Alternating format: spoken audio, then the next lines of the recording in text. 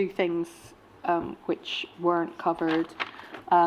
One was, and which I think expose kind of the racism and the focus of SDS, which was the campaign, the demonstration that we held, the march we held in North London, which brought together the black community and the Turkish Kurdish community in a united march against disappearances in Turkey. It was the Saturday mothers who were fighting around disappearances in Turkey and deaths in police custody and racist attacks.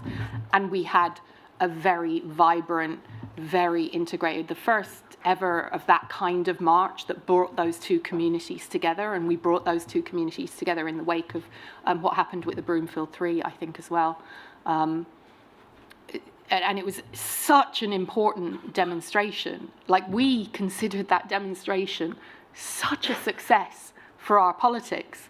It was absolutely what we were trying to do. We were trying to bring people together in a united struggle, that we shouldn't be fighting each other, that we should be fighting together for a better life, a better future, for justice.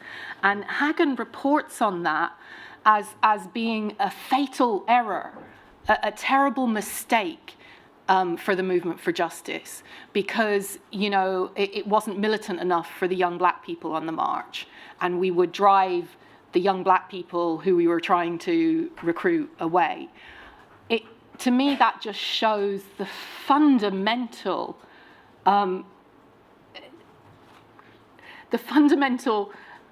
error at the heart of all of this when it comes to these reports on what we are. That was an incredible moment, an incredible historic moment for that community, and everyone on that march recognized that.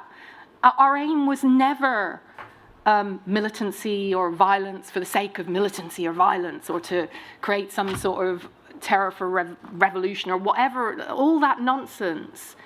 It was building a united, integrated civil rights movement, fighting on multiple fronts. And again, when I say fighting, I don't mean fisticuffs with the police. I mean fighting for justice, fighting for equality, fighting for freedom, fighting for human rights, civil rights. And I think that incident and that report really that struck me as the most emblematic of the kind of SDS delusion. He wanted us to be obsessed with violence. He wanted us to be obsessed with encouraging black youth to be violent. Right? He wanted us to be that, but we weren't that. We weren't that.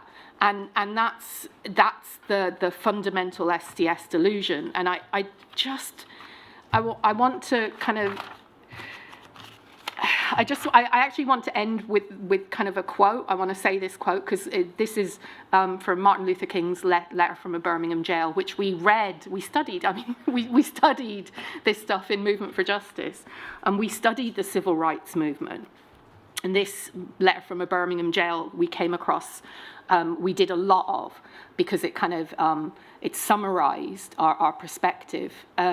And it was a letter because Martin Luther King, he was engaged in he was filling the jails of Birmingham, resisting Jim Crow. And they were facing down water cannons and police violence, and they were marching into those police lines with incredible courage.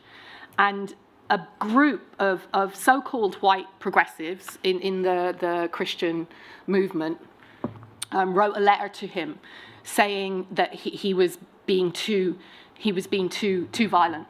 He was being too aggressive, that this was too much. These were people who were supposedly on the side of anti-racism.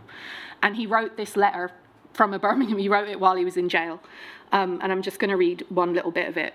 Actually, we who engage in non-violent direct action are not the creators of tension. We merely bring to the surface the hidden tension that is already alive.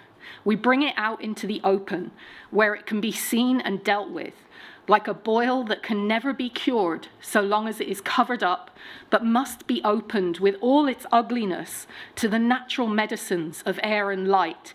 Injustice must be exposed, with all the tension its exposure creates. to the light of human conscience and the air of national opinion before it can be cured. That's it in a nutshell. That's Movement for Justice in a nutshell. That's what we were doing. We did not shy away from speaking truth to power. We did not shy away from the legitimate anger of victims of racism and police violence.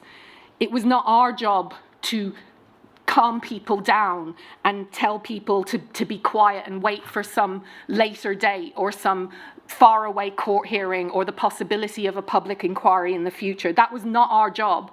Our job was to expose the truth of the racism that people were suffering and bring it to the air of national opinion. That's why we engaged in the Lawrence inquiry. Because that's what the Lawrence inquiry did. It brought that truth to the surface.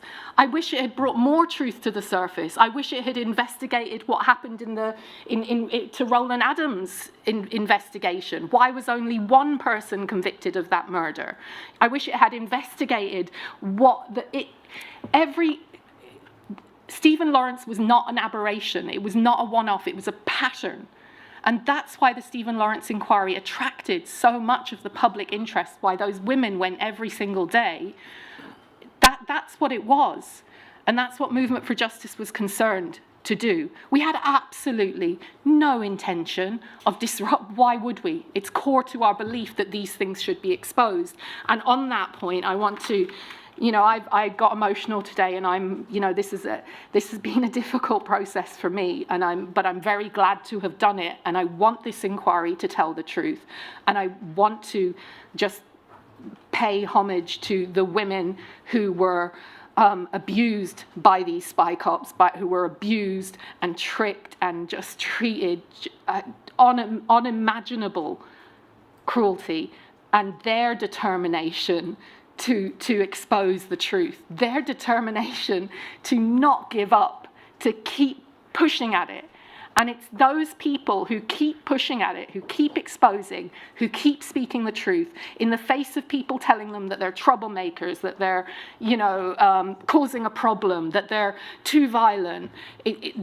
Those people are the ones who make history and make change. And I really want to pay homage to all of those people and what has been achieved. And I'm immensely proud of everything that we did and in Movement for Justice, and everything that we achieved, and the people that we helped along the way, the people that we empowered along the way to know that they weren't alone and that their anger was justified.